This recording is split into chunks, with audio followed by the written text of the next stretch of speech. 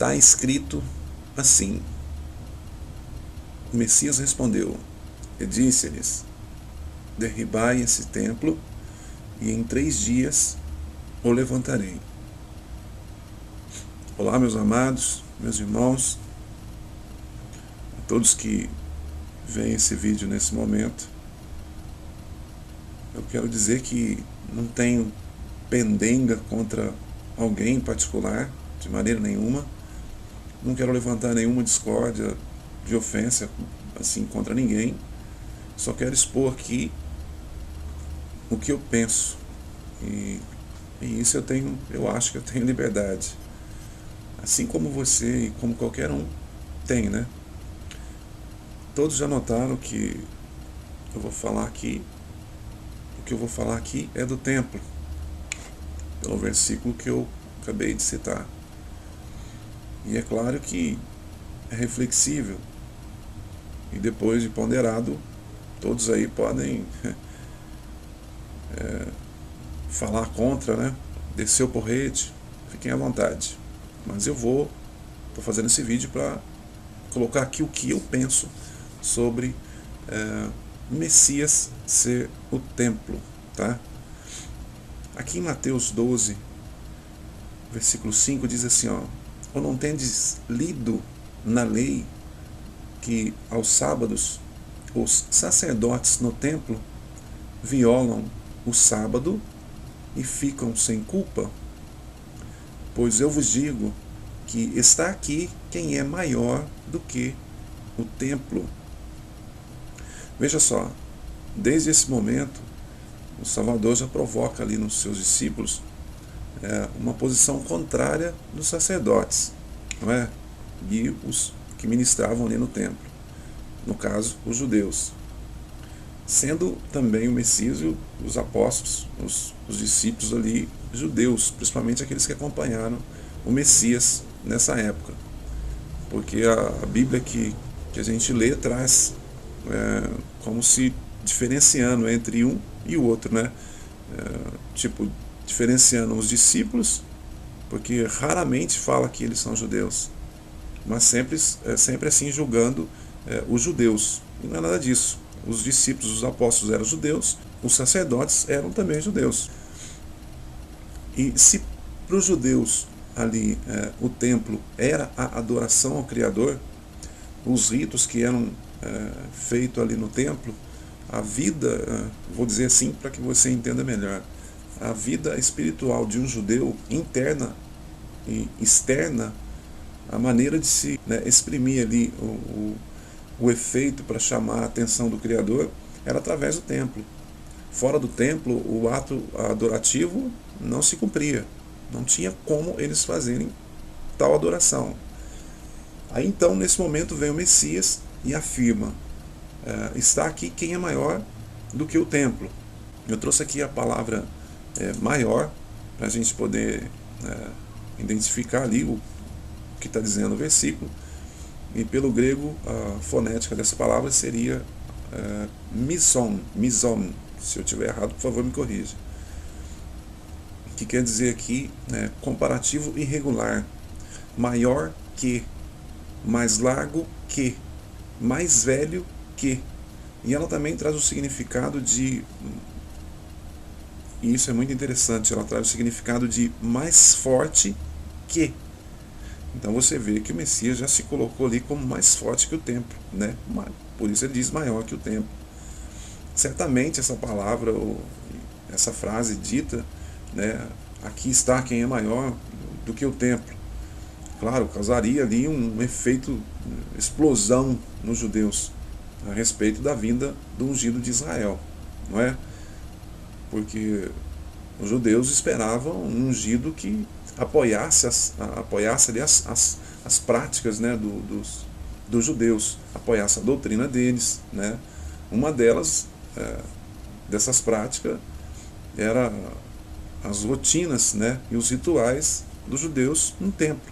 E não foi isso que o Messias fez. E ainda mais, o Messias estava abrindo naquela hora uma outra porta, uma nova adoração, a nova aliança começava ali, porque o Messias nunca disse: eu sou o templo, ou me adorem, ou adorem em mim, né, para ele ser um templo, no caso aqui. Ou então você pode me provar onde está escrito, não é? Se você me provar que realmente tem algum versículo se referindo que o Messias é o templo, eu vou passar a acreditar. E se é assim que temos, né, que interpretar, então eu só preciso saber onde está escrito. Qual dos apóstolos disse que o Messias é o templo? Só lembrando que o que Paulo falou, ele falou para todos, né? Isso está em 1 Coríntios 3,16 e 1 Coríntios 6,19. Por isso exatamente também que Estevão em Atos 7,48 e depois Paulo também em Atos 17,24 fala a respeito desse templo. Porque tanto o Messias quanto a nós somos o templo do Criador. Não fisicamente, mas com essas expressões, no caso de Paulo, Estevão e o próprio Messias, quando encontrou aquela samaritana, isso está em João capítulo 4, e ele diz: não adorareis nem em Jerusalém. Certamente estava finalizando ali os ritos, né, de se adorar no templo.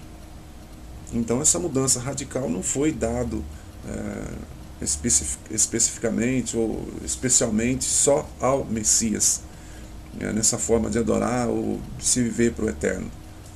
Você entende? Mas para todos os que chegarem aqui a essa real confirmação, né?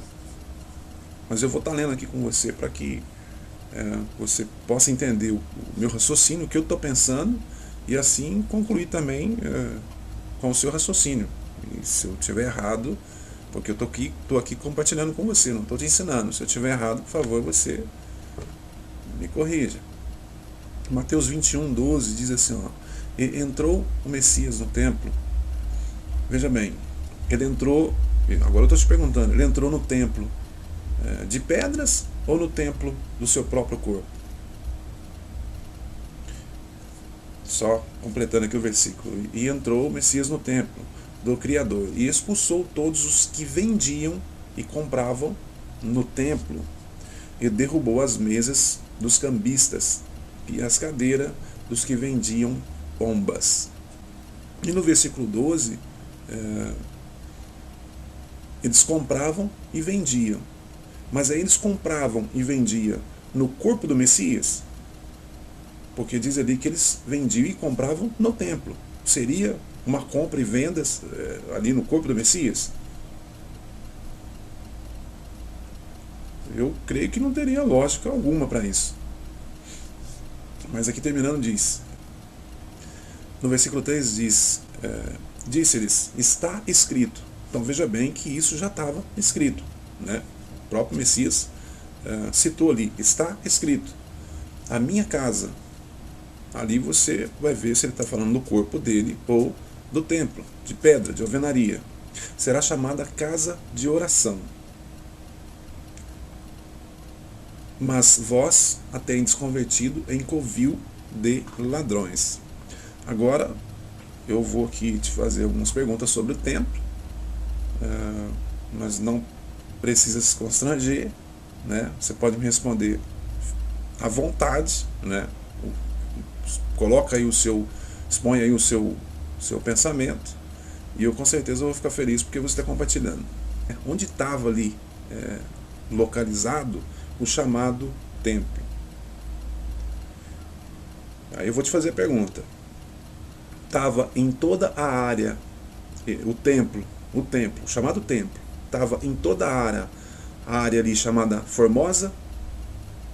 Ele estava também no pátio da separação, ali no pátio das mulheres, né, porque tinha ali o pátio das mulheres, ou no muro, que existia uma separação também entre o pátio das mulheres com o muro para dentro, onde ficavam só os homens, era dentro dessa área? Ou o templo ficava na área onde se fazia o sacrifício?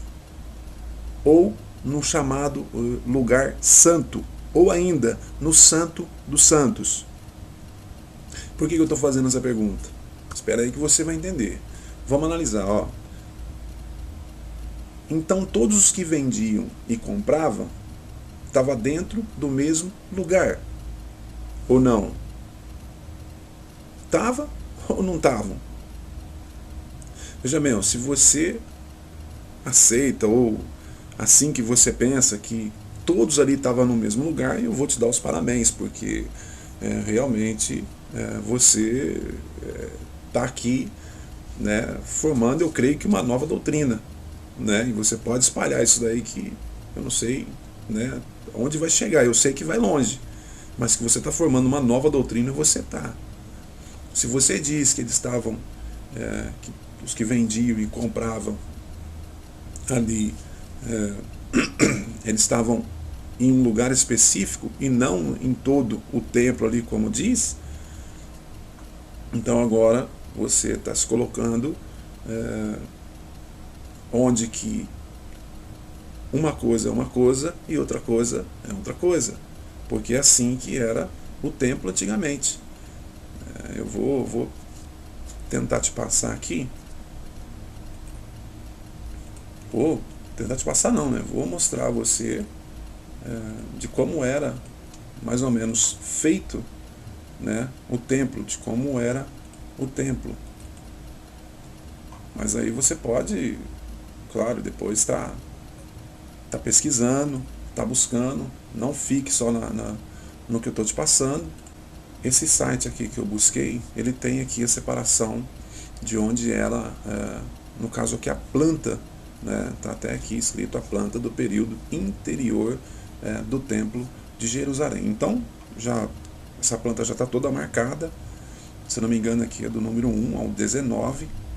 Então diz aqui, ó, o número 1 diz sobre os degraus até ao patamar. O 2 diz onde era o patamar. O 3 diz das portas, das nove portas que tinha, cada uma com 5 degraus e êxedra interior. O 4 diz portal oriental com uma êxedra de uma câmara alta. O 5 era êxedras de entrada. O 6 é o átrio das mulheres, foi onde eu disse, né, que tinha uma separação chamada pátio das mulheres, ou átrio das mulheres aqui no caso. O 7º era porta coríntia. O 8º, aqui, o número 8 aqui, está mostrando a muralha entre as mulheres e os homens. O 9 está mostrando aqui o átrio dos homens. O 10 está mostrando o muro da separação do átrio dos sacerdotes. O 11, o átrio dos sacerdotes. O 12, o altar dos holocaustos. O 13, a fachada do templo, né? O 14, a escada. O 15, o santo, lugar chamado lugar santo. O 16, o santo dos santos. O 17, a parte posterior. O 18, as salas do tesouro com pórticos. E o 19, a muralha ocidental interior sem degraus em portas. Então, você pode estar analisando aí essa planta, e aí você vai estar entendendo melhor onde o Messias estava ali, que ele expulsou aquelas pessoas que vendiam. Ele estaria dentro do lugar chamado o lugar santo? Será que ele estaria nesse lugar aqui? Né? Será que ele estaria dentro do Santo dos Santos? Será que ele estaria dentro aqui até de onde sacrificava fazia os holocaustos ali nesse altar? Será que ali podia entrar pessoas ali para vender alguma coisa? Se podia, será que tinha acesso à entrada no chamado lugar santo? Então aí você vai analisar e depois você vai estar buscando também se realmente podia ou não podiam fazer, no caso ali, o que eles estavam fazendo, que era vender e comprar. E, ainda mais, e se a conjunção que liga um verso do outro, liga também o mesmo assunto, ou seja, os que vendiam e compravam no templo, se eles estavam ou não estavam na mesma casa chamada casa de oração. Bom, então quando o Messias falou da casa de oração, certamente não estava falando do mesmo lugar. E se ele não estava falando do mesmo lugar, então de qual lugar ele estava falando? Exatamente de onde ele disse, da casa de oração. Na Escritura ocorre essa expressão, no caso aqui, casa de oração, por 4 vezes. 3 delas é dita aqui na Nova Aliança, em Mateus, em Marcos e em Lucas, mas para o mesmo sentido. E que veio de Isaías, do livro do profeta Isaías, no capítulo 56, versículo 7, diz assim, também os levarei ao meu santo monte, e os alegrarei na minha casa de oração. Os seus holocaustos e os seus sacrifícios serão aceitos no meu altar, porque a minha casa será chamada casa de oração para todos os povos. Então veja que o que nós lemos aqui em Mateus está batendo com o que diz Isaías, certo? Bom, primeiro, aqui sobre esse capítulo, sobre esse versículo aqui 7 de Isaías 56, seria um absurdo se eu tentasse aqui decifrar os significados aqui desse versículo e depois disso transportasse todos eles, no caso essas colocações aqui de Isaías, para o Messias. Vamos lá, eu vou tentar ser mais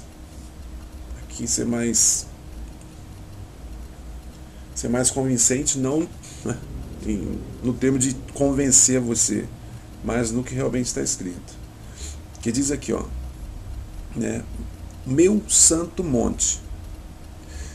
Aí eu te pergunto, em qual parte você colocaria o Monte Santo no Messias? Isso se tratando que o Messias é o templo. Se o Messias é o templo, então, se o Messias falou que também está escrito que a minha casa será chamada casa de oração, ele tirou de Isaías. Só que aqui em Isaías está falando de algumas coisas aqui, como esse meu santo monte. Então, onde você colocaria esse santo monte no Messias? Onde está o santo monte?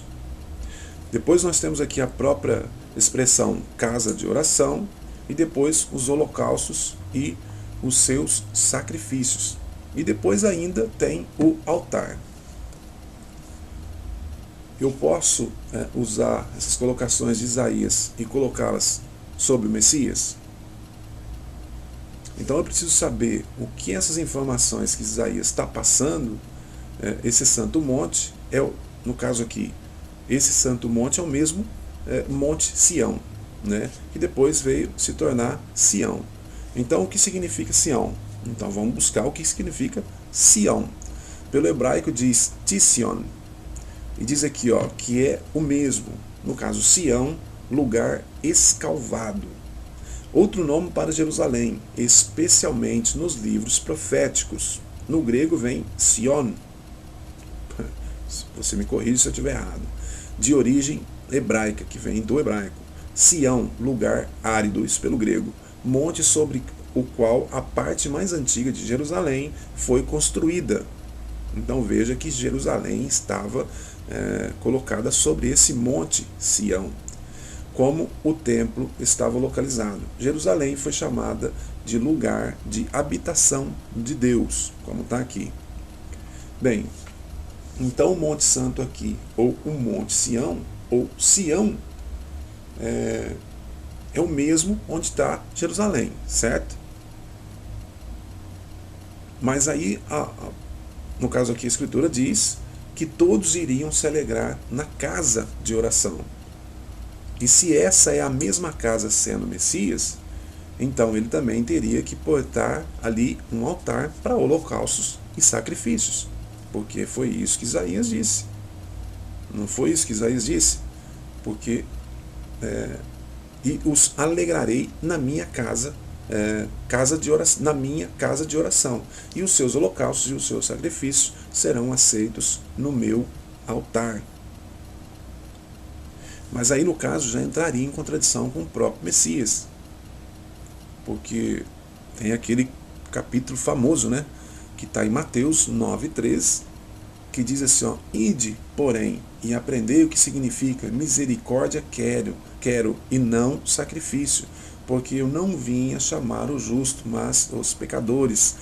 Você vai ver isso também em Marcos 12,33, que diz, e que amá-lo de todo o coração, e de todo o entendimento, e de toda a alma, e de todas as forças, e amar o próximo como a si mesmo, é mais do que todos os holocaustos e sacrifícios. Então, então eu já posso descartar essa hipótese de que o Messias é a verdadeira casa de oração. Eu estou dizendo por mim, eu posso descartar essa hipótese, porque pelo que eu estou vendo aqui, estou lendo, ela não bate. E eu já falei que eu estou aqui para compartilhar com você e não jamais para te iludir. É só você comentar aí, mandar e-mail, fazer esses comentários, né? Fique à vontade.